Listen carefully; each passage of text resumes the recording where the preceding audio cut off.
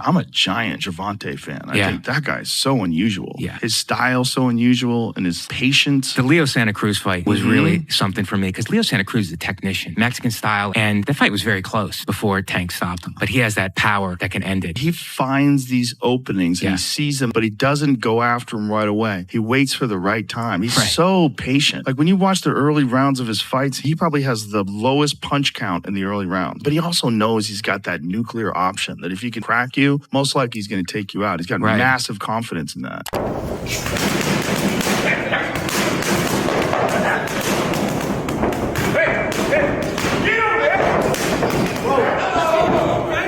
God damn.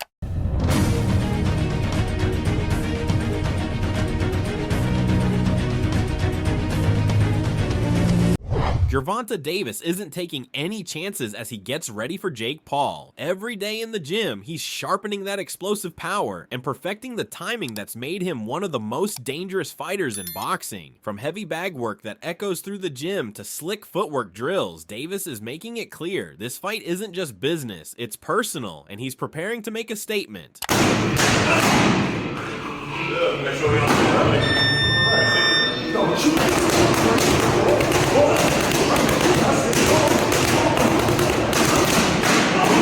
Joe Rogan really broke down what makes Gervonta such a nightmare to face. He talked about how Davis doesn't come out swinging wild or wasting his shots. Instead, he plays this waiting game, watching every move his opponent makes. Rogan explained that Tank sets little traps, letting the other guy think he's in control, only for Davis to close in when the opening appears suddenly. That style makes fighters second guess themselves because they never really know when the punch is coming. Hey, can't even see who it is. Hey, who is the dude? Who is the dude? And that right there is why Gervonta Davis fights don't go the distance.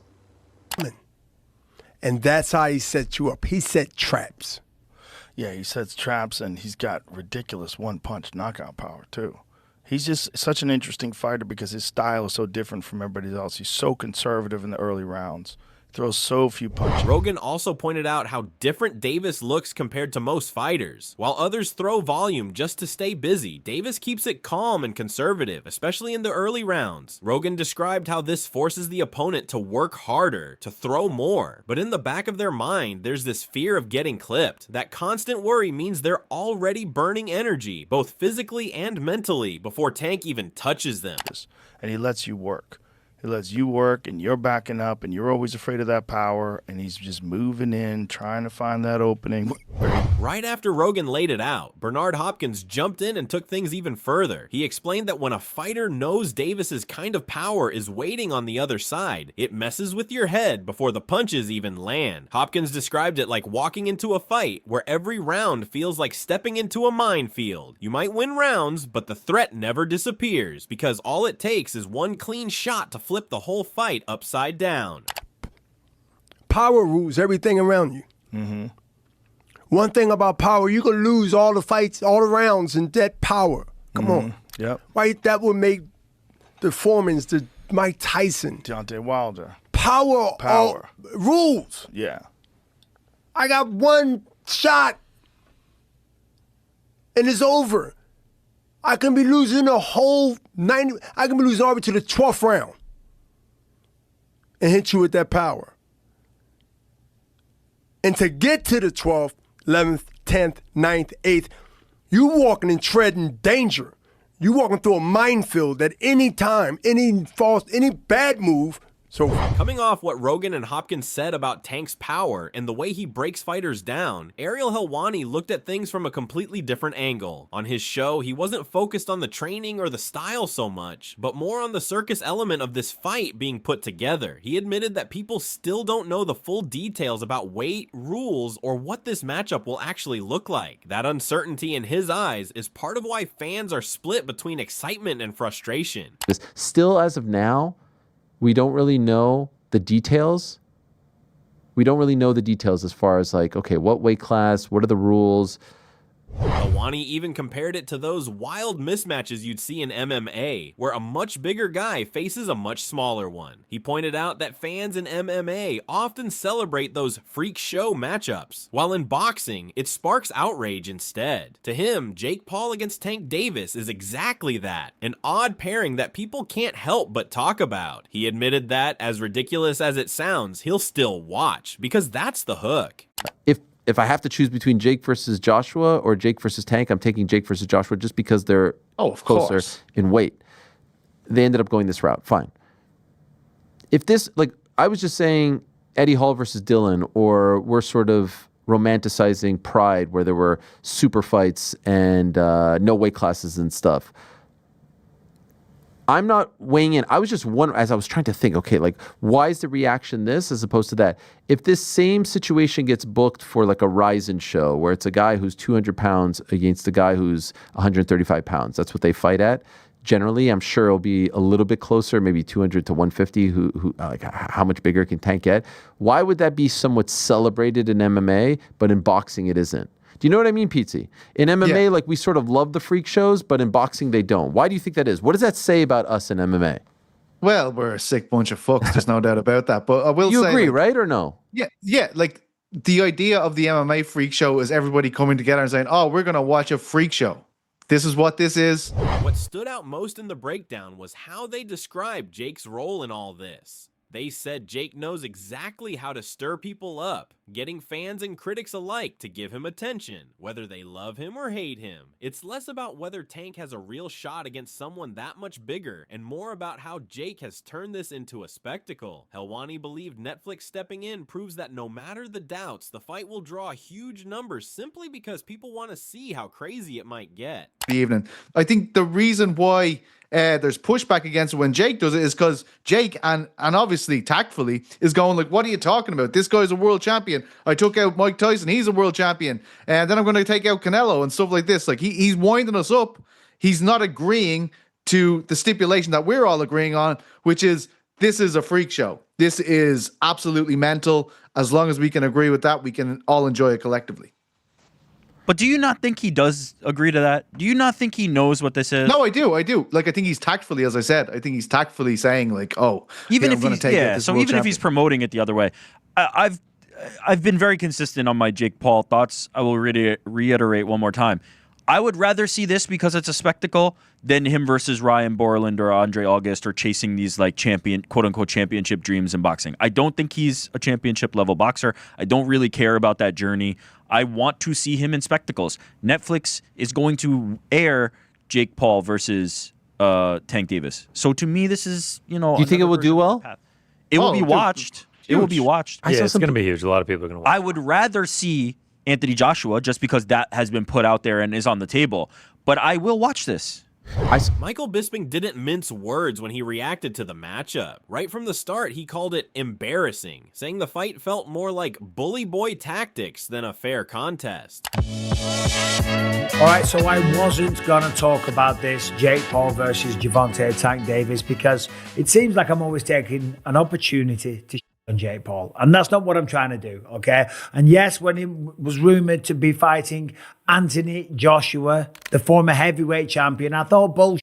I thought there's no way on earth that he's going to fight Anthony Joshua because he's massive, he's gigantic, he's a former heavyweight world champion that went out there and embarrassed Francis Ngannou by dropping him with every single right hand that he threw. Absolutely flatlined the guy. But Jake Paul's out there talking about taking him on, David versus Goliath and all this type of stuff. And I thought, you know what?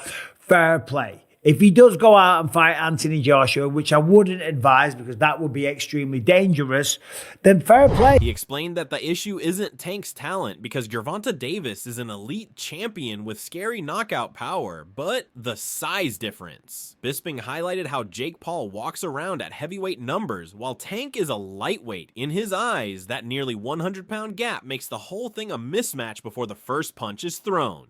If he was to do that, and all the critics and people like myself would have to shut the hell up because I always said he's looking for fights that were manufactured, looking for fights that were predetermined. And by that, I don't mean fake fights. I don't mean fixed fights. I mean fights where the odds are so stacked in his favor that, of course, he's going to win. And, of course, we see this. The latest match that's going to go down November 14th at the State Farm Arena in Atlanta, Georgia. Jake Paul is taking on, you've seen it by now, Gervonta Tank Davis. A man that is a lightweight in boxing. Now, lightweight in MMA is 155 pounds. Lightweight in boxing, 100 and... Then he compared Jake's decisions. Bisping said if Jake had really fought someone like Anthony Joshua, at least that would have been a real test, even if dangerous. Instead, choosing Tank looked to him like Paul was chasing an easy win while still trying to demand respect as a boxer. What really stood out in Bisping's breakdown was how he compared Jake's choices. He said when Paul talked about fighting Anthony Joshua, at least that would have been a real challenge, even if dangerous. But instead, going after Tank looked like Jake was chasing an easy win while still trying to claim respect as a boxer. 35 pounds.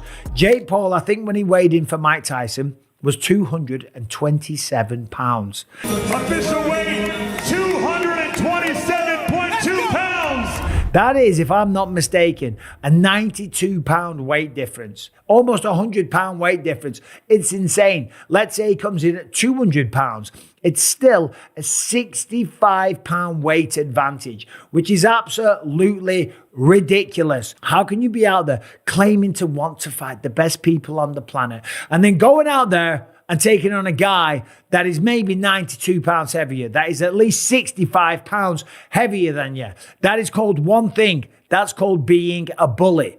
It was bad enough when he fought Mike Tyson, a man that was 58 years old, and he was walking around like, I just beat the baddest man on the planet. I just destroyed Mike Tyson and went out there and I beat him, and him and his brother are all celebrating and shit like that.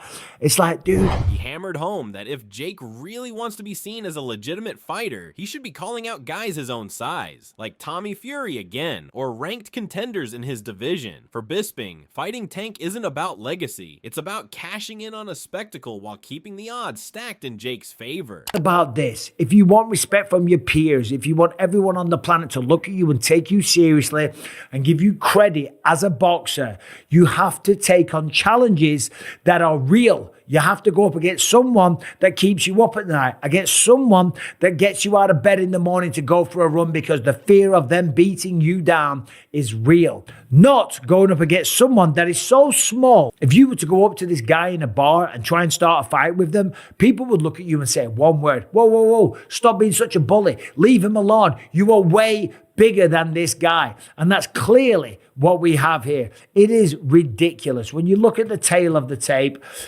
Gervonta Tank Davis, granted, a very, very skilled boxer, a world champion. He's had some great wins. He's had a tremendous career. He's got 28 knockouts on his record. I'm just looking at the tail of the tape here. 30 years old, Jake Paul, 28. Gervonta Davis is 5'5" tall, whereas Jake Paul is 6'1". I would never. Now, while Bisping tore into the matchup as a mismatch, Chael Sonnen looked at it from a very different angle. Right away, Chael confirmed the fight was real and not just internet chatter. He said fans kept telling him it was just a rumor, but after checking for himself, he admitted Jake Paul versus Gervonta Davis is officially happening. Tank Davis versus Jake Paul. Yes, I'm serious. Yes, it's confirmed. No, this is not an internet rumor. Now, I have to go by that because I could have reported this 3 or 4 or 5 days ago, whenever this came out. You guys kept getting a hold of me, telling me, don't fall for it. This is a rumor. This is not true. I listened to you. And I looked into it, and I got to tell you, okay, so these two are going to fight. Now, I'm taking one crack at this thing. Chael's stance was interesting. He argued that this fight isn't as bad as people think. In fact, he called it the opposite of Jake fighting Anthony Joshua. Instead of a giant heavyweight, Jake's going after a smaller pound-for-pound star. But Sonnen quickly pointed out a big problem, Tank Davis himself. Not because of skill, but because Chael thinks Tank simply doesn't know how to sell a fight. I'm taking one crack at this. If the numbers are not there, I'm getting off this bandwagon immediately. It's not as bad of a fight as you guys think, for one. It is the exact opposite of Anthony Joshua versus Jake Paul for two. So the fight that was being dangled and rumored in front of us, the exact opposite has happened. The opposite of fighting Anthony Joshua is not fighting nobody. The opposite of fighting Anthony Joshua is fighting Tank Davis. Okay. So there's one big glaring issue for me. It's just your partner being. Chal explained that Tank, even in his own division, struggles to make his fights feel compelling to fans. He said Tank could be the favorite, the underdog, or even fighting for a title, but he still can't bring hype in a way that grabs people's attention. And Sonnen noticed that Tank is already blinking in this situation, almost as if he's the one under pressure before it even begins. Tank is not the guy that knows how to sell a fight. Tank cannot sell a fight in his own division. It could be a title fight, a contender's fight, a main event fight. He could be the favorite. He could be the underdog. Tank doesn't know how to bring that information to you guys in a way that is compelling. And Tank is already blinking in this situation. You have one guy who is argued amongst the pound for pound current greats in boxing. You have another. Chael finished by making a bold prediction. He said all the excuses from size to drug testing don't change the outcome. In his words, Jake Paul is gonna beat Gervonta Davis badly. For Sonnen, this isn't about rankings or legacy, it's about business, and he believes Tank was the wrong business partner to pick. I read a report today that Jake has agreed to the strictest drug testing possible to ensure that there's no steroids in this fight. What difference would that make? What if we put that to Jake, but we made an exception for Tank? Like, hey, Jake, no steroids. Tank, take all the steroids you can get your hands on. Like, what difference would that make? What are you trying to imply? Other than to set up yet another excuse for why Jake's going to beat Tank. Jake's going to beat Tank badly.